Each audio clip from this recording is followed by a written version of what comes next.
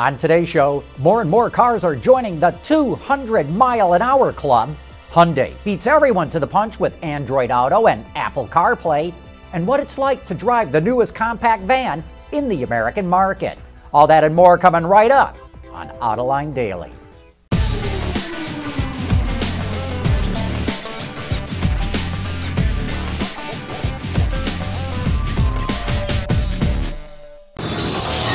This is Autoline Daily for December 22nd, 2014.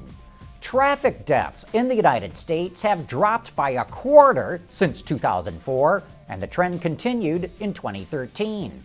The National Highway Traffic Safety Administration says road deaths fell by 3% last year to just over 32,700. Surprisingly, the number of accidents was actually up, but the number of people injured or killed fell, which means that cars are truly becoming safer.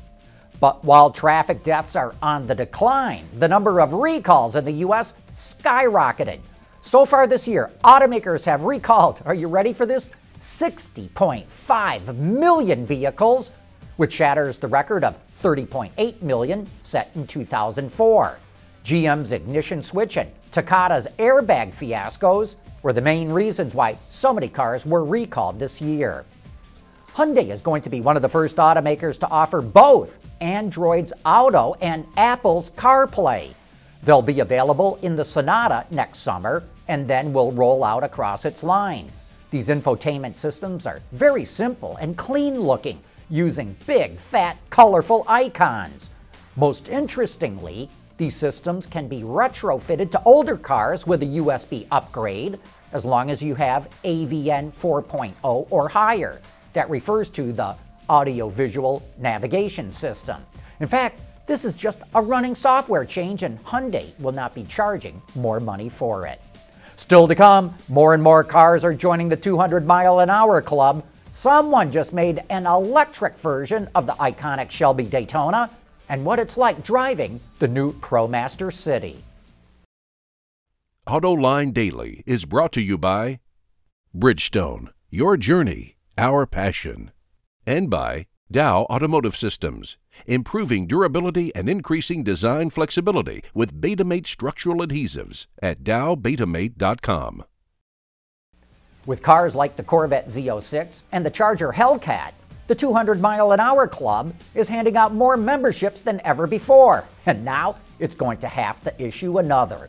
Cadillac is showing off its 640 horsepower 2016 CTS-V that is capable of hitting 200 miles an hour.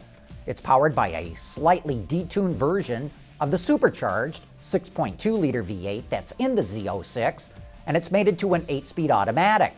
0 to 60 is hit in under 4 seconds. For all the other details on this performance sedan, well, at least besides fuel economy and price, just click the headline in today's transcript. Speaking of performance, Hyundai just hired the former chief engineer of BMW's M Performance division, 57-year-old Albert Biermann. He'll be in charge of testing and developing performance cars for the automaker at its research center in Seoul, South Korea. Hyundai Kia hope this is going to help them pave the way to compete with European premium car makers. We saw Detroit Electric take a Lotus and turn it into an all-electric sports car. And now a company by the name of Renovo is doing something similar, but it's not using a Lotus. It took Carroll Shelby's iconic Daytona Coupe and turned it into a 500 horsepower, 1,000 foot-pound of torque, all-electric machine that can hit 60 in 3.5 seconds. Renovo calls its version the Coupe, which will be shown at the upcoming CES show in Las Vegas and will move towards production in 2015. Coming up next, what's it like driving the newest small van to hit the American market? There's so much to love about Bridgestone's dueler tires. The amazing traction, the quiet, comfortable ride, and they're really tough. It's like loving 3 tires in one. There's more car news and industry insight from the Autoline Network every day. Take a moment to click that subscribe button. You'll never miss another Autoline episode.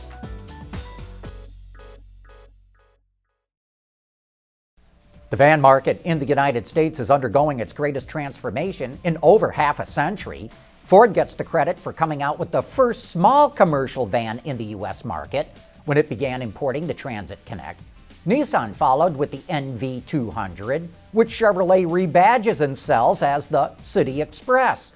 And now Ram is jumping into the segment with a rebadged Fiat Doblo, which it calls the ProMaster City. This front-wheel drive compact van is powered by a 2.4-liter Tiger Shark 4 and a 9-speed automatic. It's rated at 21 MPGs in the city and 29 on the highway. Interestingly, the engine is made in Michigan and the transmission in Indiana, and they're shipped to Turkey, which is where the van is assembled. It's a nice driving van, surprisingly peppy when accelerating from a dead stop. Ram claims it will run from 0 to 30 miles an hour in only 3 seconds. And while it has a somewhat high steering effort, it feels very precise, with a very good return coming out of corners, unlike the Transit Connect. Ram says the turning radius is comparable to a Honda Civic. With 131 cubic feet of room in the rear, it's capable of carrying 1,800 pounds. To make deliveries easier, the rear doors open 180 degrees and are split 60-40.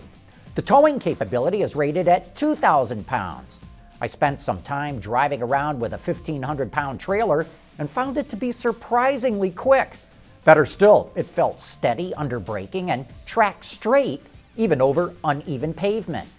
Ram made a number of modifications for the North American market. In addition to the bigger engine and transmission already noted, the suspension was beefed up and, of course, they added cup holders.